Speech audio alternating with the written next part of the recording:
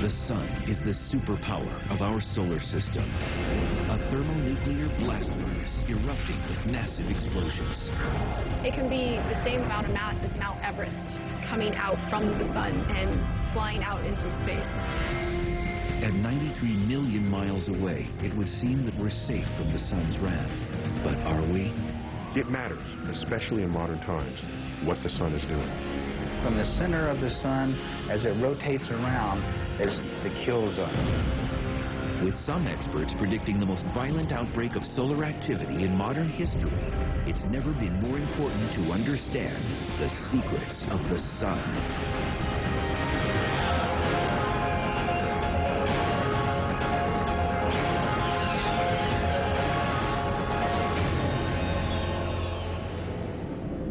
There are billions of stars in the universe, but one alone dominates our cosmic neighborhood: the sun. It's an infernal sphere of mostly hydrogen and helium, superheated into a plasma that burns at millions of degrees. Its surface rages with violent explosions as it spews out storms of deadly radiation millions of miles into space. Our sun is a type of star known as a yellow dwarf. Yellow because of the color of its surface, and dwarf because it's small for a star. But small is relative. Within its boundaries, you could fit 1 million Earths. Our star is an enormous source of heat and energy. It has a surface temperature of 10,000 degrees Fahrenheit and generates 380 billion megawatts of power. This dwarfs anything on the human scale. Hoover Dam in Nevada only generates 2,080 megawatts. In 1 second, the sun churns out more energy than has been used in all of human civilization. All that power in the blink of an eye. Incredibly, it's been burning this way for billions of years. Early astronomers didn't quite understand how the sun could generate so much energy for that long a period of time. That was the first mystery, was really how the sun generates its energy. In the sun, these objects are hydrogen atoms flung together by immense pressure to form helium atoms. In this fusion process, the resulting atom is slightly less massive than the ones that created it. The missing mass is given off as energy. Each second inside the sun, 600 million tons of hydrogen are fused into 595 million tons of helium. That 5 million tons of mass lost in the process is converted into energy equal to 1 billion 1 megaton hydrogen bombs. That's every second. How light gets from there to here turns out to be an incredible story. The energy created in the fusion process is carried out of the core by particles of light and heat called photons. They are what bring the warming rays of the sun to Earth.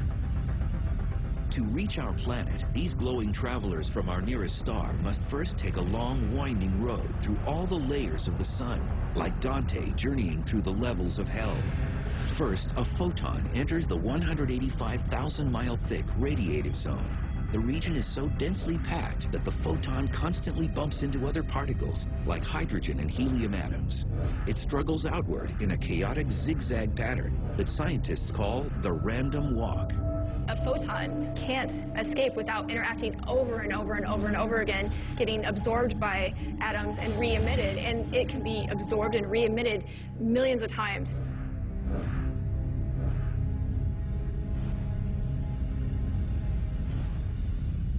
As the density decreases, as you get further up in the sun, it becomes easier, and the collisions and the interactions are less. When it finally reaches to within 130,000 miles of the surface, the photon enters the convective zone, and the pace suddenly quickens. It's carried upwards by a kind of boiling, riding along in huge columns of gas at hundreds of miles an hour, taking only 10 days to emerge on the solar surface. The incredible journey is almost over as the photon lifts off through the wispy gases of the solar atmosphere. From there, it takes only 8 minutes for it to zip across 93 million miles of space to our planet. For the sun, even 1 million years is a small blip in time. The simple, perfect disk of a sunset belies the long, violent history of our star. It is a ball of fire spawned billions of years ago in a massive explosion known as a supernova. After this titanic explosion, where a star much larger than the sun exploded, there would have been a huge cloud of gas, many times larger than the solar system. And small knots of material would have gradually coalesced in this very large cloud. About 5 billion years ago, some 10 billion years after the Big Bang that scientists believe kick-started our universe, this cloud started to collapse under the pull of gravity. Our solar system probably arose from one such knot of self-gravitating gas that pulled itself together and gradually spun itself up as it pulled in, like a skater pulling her arms in during a spin, until the star and the various planets coalesced around it. Ultimately, when the star was dense enough, it would have turned on fusion and started glowing, giving off sunlight. Earth and the other planets in the solar system formed out of the same knot of gas that produced the sun. In this process, the sun hoarded 99% of the mass. This means it's the biggest object in our celestial neighborhood with the strongest gravitational pull. That's why everything else revolves around it. The universe is brought to you in part by Monster.com. It seems impossible to believe, but it won't be around forever. Eventually, even the sun must die. Unfortunately, the sun will not go out with a bang. It is too small to erupt in supernova. However, stars do a peculiar thing. They're one of the few things around that get hotter as they cool off. As it exhausts its hydrogen fuel, our nearest star will cool and gradually collapse under the force of gravity. Energy from this collapse will start heating up the core again to hundreds of millions of degrees, hot enough to start burning helium. Under the extra heat of the helium burning, the star will expand into a monstrous orb called a red giant. It gets so big, it will engulf the entire orbits of Mercury, Venus, and Earth. You don't want to be around for that. You want to be planet hopping your way to safety long before this happens. The Earth is likely to change its orbit slightly as the star expands so that it won't be engulfed. Still, talk about global warming, you wouldn't want to be there. The outer layers of our sun will eventually become so unstable that they will fly off into space, leaving behind a small core about the size of the Earth.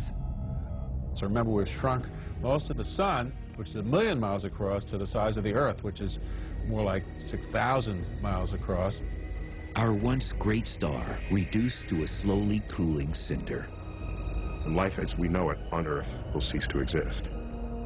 And that is the death of the sun. For now, humanity basks in the glow of a sun in the prime of its life.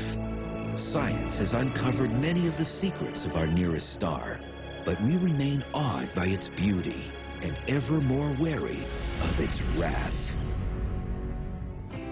This face on Mars is not an alien monument.